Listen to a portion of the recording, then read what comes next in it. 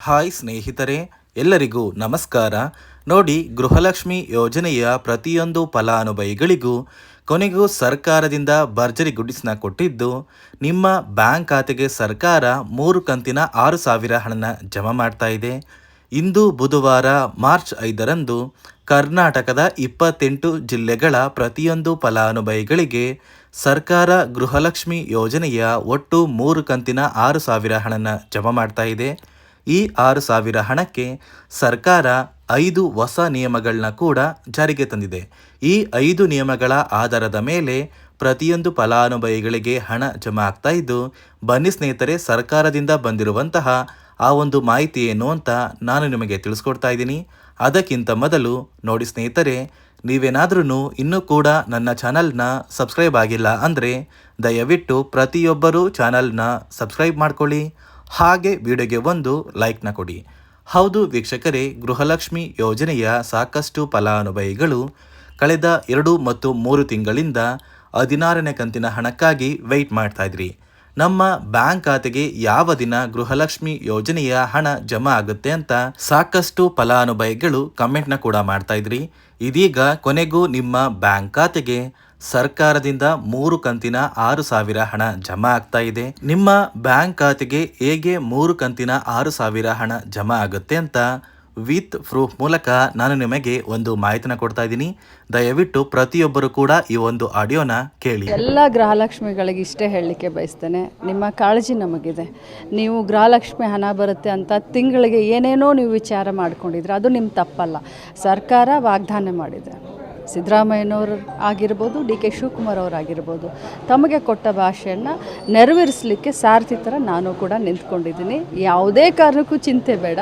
ನಿಮಗೇನು 3 ತಿಂಗಳ ಹಣ ಬಂದಿಲ್ಲ, ಆ 3 ತಿಂಗಳ ಹಣವನ್ನು ಆದಷ್ಟು ಶೀಘ್ರದಲ್ಲಿ ತಮಗೆ ಹಾಕ್ಕೊಡ್ತೀನಿ. ಕೇಳಿದ್ರಲ್ಲ ವೀಕ್ಷಕರೇ, ಸಚಿವೆ ಲಕ್ಷ್ಮಿ ಹೆಬ್ಬಾಳ್ಕರ್ ಅವರೇ ಕೊಟ್ಟಿರುವಂತಹ ಮಾಹಿತಿಯ ಪ್ರಕಾರ ಇಂದು ಬುಧವಾರ ಮಾರ್ಚ್ 5ರಂದು ಕರ್ನಾಟಕದ 28 ಜಿಲ್ಲೆಗಳ ಪ್ರತಿಯೊಂದು ಫಲಾನುಭವಿಗಳಿಗೆ ಅತಿ ಶೀಘ್ರದಲ್ಲೇ 3 ಕಂತಿನ 6,000 ಹಣನ ನಿಮ್ಮ ಬ್ಯಾಂಕ್ ಖಾತೆಗೆ ಸರ್ಕಾರ ಜಮಾ ಮಾಡ್ತಾ ಇದೆ. ನಿಮ್ಮ ಬ್ಯಾಂಕ್ ಖಾತೆಗೆ 6,000 ಹಣನ ನೀವು ಪಡ್ಕೋಬೇಕು ಅಂದರೆ ಹಣಕಾಸು ಇಲಾಖೆ ಪ್ರತಿಯೊಂದು ಫಲಾನುಭವಿಗಳಿಗೆ 5 ಹೊಸ ನಿಯಮಗಳನ್ನ ಕೂಡ ಜಾರಿಗೆ ತಂದಿದೆ. ಈ 5 ನಿಯಮಗಳನ್ನ ನೀವು ಪಾಲಿಸಿದರೆ ಮಾತ್ರ ನಿಮ್ಮ ಬ್ಯಾಂಕ್ ಖಾತೆಗೆ 3 ಕಂತಿನ 6,000 ಹಣ ಜಮಾ ಆಗುತ್ತೆ. ಇದೇ ಒಂದು ಕಾರಣಕ್ಕೆ ಸುಮಾರು 1 ಲಕ್ಷಕ್ಕಿಂತ ಅಧಿಕ ಫಲಾನುಭವಿಗಳ ಬ್ಯಾಂಕ್ ಖಾತೆಗೆ ಈ ಬಾರಿ 6,000 ಹಣನ ಸರ್ಕಾರ ಕ್ಯಾನ್ಸಲ್ ಮಾಡಿದೆ. ಕಾರಣ ಏನು ಅಂದರೆ ಸುಮಾರು 1 ಲಕ್ಷಕ್ಕಿಂತ ಅಧಿಕ ಫಲಾನುಭವಿಗಳು ಈ 5 ನಿಯಮಗಳನ್ನ ಪಾಲಿಸಿಲ್ಲ. ಅದೇ ಒಂದು ಕಾರಣಕ್ಕೆ ಈ ನಿಯಮಗಳ ಆಧಾರದ ಮೇಲೆ ಇವರ ಬ್ಯಾಂಕ್ ಖಾತೆಗೆ ಗೃಹಲಕ್ಷ್ಮಿ ಯೋಜನೆಯ 6,000 ಹಣನ ನಾವು ಕ್ಯಾನ್ಸಲ್ ಮಾಡಿದ್ದೀವಿ ಅಂತ ಸರ್ಕಾರ ಒಂದು ಮಾಹಿತಿನ ಕೊಟ್ಟಿದ್ದು, ಆ 5 ಹೊಸ ನಿಯಮಗಳು ಏನು ಅಂತ ಕೂಡ ತಿಳ್ಕೊಳ್ಳೋಣ. ಅದಕ್ಕಿಂತ ಮೊದಲು ಇಂದು ಬುಧವಾರ ಮಾರ್ಚ್ 5ರಂದು ಕರ್ನಾಟಕದ ಯಾವ ಜಿಲ್ಲೆಗಳ ಫಲಾನುಭವಿಗಳಿಗೆ ಸರ್ಕಾರ 6,000 ಹಣನ ಜಮಾ ಮಾಡ್ತಾ ಇದೆ ಅಂತ ನಾನು ನಿಮಗೆ ತಿಳಿಸ್ಕೊಡ್ತಾ ಇದ್ದೀನಿ.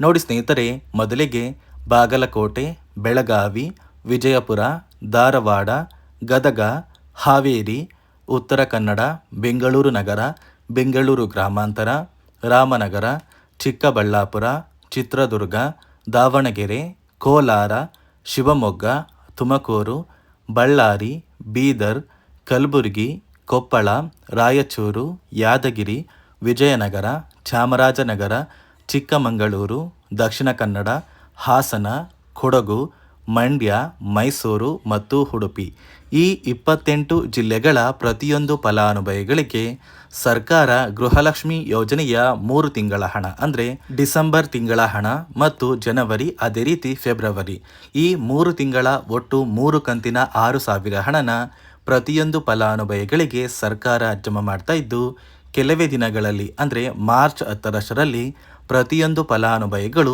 ಆದಷ್ಟು ಬೇಗ ನಿಮ್ಮ ಬ್ಯಾಂಕ್ ಖಾತೆಗೆ ಈ 3 ಕಂತಿನ 6,000 ಹಣನ ಕೆಲವೇ ದಿನಗಳಲ್ಲಿ ಪಡ್ಕೋತೀರಾ ಅಂತ ಸಚಿವೆ ಲಕ್ಷ್ಮಿ ಹೆಬ್ಬಾಳ್ಕರ್ ಅವರು ಪ್ರತಿಯೊಂದು ಫಲಾನುಭವಿಗಳಿಗೆ ಒಂದು ಭರ್ಜರಿ ಗುಡ್ಡಿಸ್ನ ಕೊಟ್ಟಿದ್ದಾರೆ. ಅದೇ ರೀತಿ ಸುಮಾರು 1,23,000 ಫಲಾನುಭವಿಗಳ ಬ್ಯಾಂಕ್ ಖಾತೆಗೆ ಸರ್ಕಾರ ಈ ಬಾರಿ ಈ 6,000 ಹಣನ ಜಮಾ ಮಾಡ್ತಾ ಇಲ್ಲ.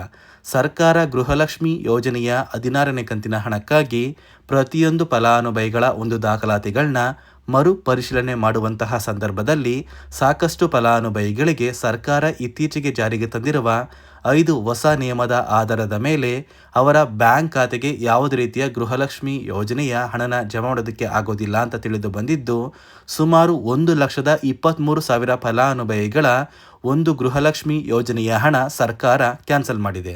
ಹಾಗಾದರೆ ಬನ್ನಿ ಸ್ನೇಹಿತರೆ, ಸರ್ಕಾರ ಜಾರಿಗೆ ತಂದಿರುವ 5 ಹೊಸ ನಿಯಮಗಳು ಏನು ಅಂತ ನಾನು ನಿಮಗೆ ತಿಳಿಸ್ಕೊಡ್ತಾ ಇದ್ದೀನಿ. ನೋಡಿ ಸ್ನೇಹಿತರೆ, ಮೊದಲನೆಯ ಒಂದು ನಿಯಮ ಬಂದು ಗೃಹಲಕ್ಷ್ಮಿ ಯೋಜನೆಯ ಪ್ರತಿಯೊಂದು ಫಲಾನುಭವಿಗಳು ಯಾರೆಲ್ಲ ಇದ್ದೀರಾ, ನಿಮ್ಮ ಮನೆಯ ಪ್ರತಿಯೊಂದು ಸದಸ್ಯರ ಆಧಾರ್ ಕಾರ್ಡ್ನ ನಿಮ್ಮ ಬಳಿ ಇರುವಂತಹ ಒಂದು ರೇಷನ್ ಕಾರ್ಡಿಗೆ ಕಡ್ಡಾಯವಾಗಿ ಲಿಂಕ್ ಮಾಡಿಸ್ಬೇಕು. ಈ ಒಂದು ನಿಮ್ಮ ಆಧಾರ್ ಕಾರ್ಡ್ನ ಲಿಂಕ್ ಮಾಡಿಸೋದಕ್ಕೆ KYC ಅಂತ ಕರೀತಾರೆ. ಸಾಕಷ್ಟು ಫಲಾನುಭವಿಗಳ ಒಂದು ರೇಷನ್ ಕಾರ್ಡಿಗೆ KYC ಪೆಂಡಿಂಗ್ ಇದೆ. ಅದೇ ಒಂದು ಕಾರಣಕ್ಕೆ ಸರ್ಕಾರ ಈ ಬಾರಿ ಈ 5 ಹೊಸ ನಿಯಮಗಳನ್ನ ಜಾರಿಗೆ ತಂದಿದೆ. ಅದೇ ರೀತಿ ಎರಡನೆಯ ಒಂದು ನಿಯಮ ಬಂದು ಸಾಕಷ್ಟು ಫಲಾನುಭವಿಗಳ ಒಂದು ಆಧಾರ್ ಕಾರ್ಡ್ ಏನಿದೆ, ಆ ಒಂದು ಆಧಾರ್ ಕಾರ್ಡ್ 15 ವರ್ಷ ಅಥವಾ 15 ವರ್ಷಕ್ಕಿಂತ ಹೆಚ್ಚು ಹಳೆಯ ಆಧಾರ್ ಕಾರ್ಡ್ ಆಗಿದೆ. ಈ ಒಂದು ಫಲಾನುಭವಿಗಳು ಅವರ ಆಧಾರ್ ಕಾರ್ಡ್ಗೆ ಯಾವುದೇ ರೀತಿಯ ತಿದ್ದುಪಡಿ ಕೂಡ ಮಾಡಿಸಿಲ್ಲ ಮತ್ತು ಯಾವುದೇ ರೀತಿಯ ಒಂದು ಅಪ್ಡೇಟ್ನ ಕೂಡ ಮಾಡಿಸಿಲ್ಲ. ಅದೇ ಒಂದು ಕಾರಣಕ್ಕೆ ನಿಮ್ಮ ಆಧಾರ್ ಕಾರ್ಡ್ನ ನೀವು ತಿದ್ದುಪಡಿ ಮಾಡಿಸಿಲ್ಲ ಅಂದರೆ ನಿಮ್ಮ ಬ್ಯಾಂಕ್ ಖಾತೆಗೆ 2,000 ಹಣ ಜಮಾ ಆಗ್ತಾ ಇಲ್ಲ. ಮತ್ತೆ ಸ್ನೇಹಿತರೆ, ಸರ್ಕಾರ 16ನೇ ಕಂತಿನ ಹಣನ ಜಮಾ ಮಾಡುವ ಮುಂಚೆ ಪ್ರತಿಯೊಂದು ಫಲಾನುಭವಿಗಳ ಒಂದು ದಾಖಲಾತಿಗಳನ್ನ ಮರುಪರಿಶೀಲನೆ ಮಾಡಿದ್ದಾರೆ. ಈ ಒಂದು ಸಂದರ್ಭದಲ್ಲಿ ಫಲಾನುಭವಿಗಳು ಸರ್ಕಾರಕ್ಕೆ ತೆರಿಗೆನ ಕಟ್ತಾ ಇರೋದು ತಿಳಿದು ಬಂದಿದೆ.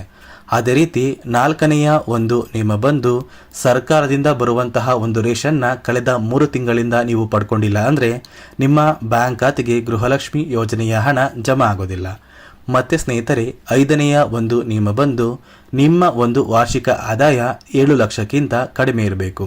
ಒಂದು ವೇಳೆ ವಾರ್ಷಿಕ ಆದಾಯ 7 ಲಕ್ಷಕ್ಕಿಂತ ಜಾಸ್ತಿ ಇದ್ದರೆ ನಿಮ್ಮ ಬ್ಯಾಂಕ್ ಖಾತೆಗೆ ಗೃಹಲಕ್ಷ್ಮಿ ಯೋಜನೆಯ ಹಣ ಬರೋದಿಲ್ಲ. ಈ 5 ನಿಯಮದ ಆಧಾರದ ಮೇಲೆ ಪ್ರತಿಯೊಂದು ಫಲಾನುಭವಿಗಳಿಗೂ ಹಣ ಜಮಾ ಆಗ್ತಾ ಇದೆ. ಇಂದು ಬುಧವಾರ ಮಾರ್ಚ್ 5ರಂದು ಕರ್ನಾಟಕದ 28 ಜಿಲ್ಲೆಗಳಿಗೆ ಸರ್ಕಾರ 16, 17 ಮತ್ತು 18ನೇ ಕಂತಿನ ಒಟ್ಟು 6,000 ಹಣನ ಪ್ರತಿಯೊಂದು ಫಲಾನುಭವಿಗಳಿಗೆ ಜಮಾ ಮಾಡ್ತಾ ಇದೆ. ನೀವು ಈ 6,000 ಹಣನ ನಿಮ್ಮ ಬ್ಯಾಂಕ್ ಖಾತೆಗೆ ಪಡ್ಕೋಬೇಕು ಅಂದರೆ ಇಲ್ಲಿಯವರೆಗೂ ಸರ್ಕಾರದಿಂದ ಜಮಾ ಆಗಿರುವಂತಹ ಒಟ್ಟು 15 ಕಂತಿನ ಹಣನ ನಿಮ್ಮ ಬ್ಯಾಂಕ್ ಖಾತೆಗೆ ನೀವು ಪಡ್ಕೊಂಡಿದ್ರೆ ಸರ್ಕಾರ ಈ 3 ಕಂತಿನ 6,000 ಹಣನ ಜಮಾ ಮಾಡುತ್ತೆ.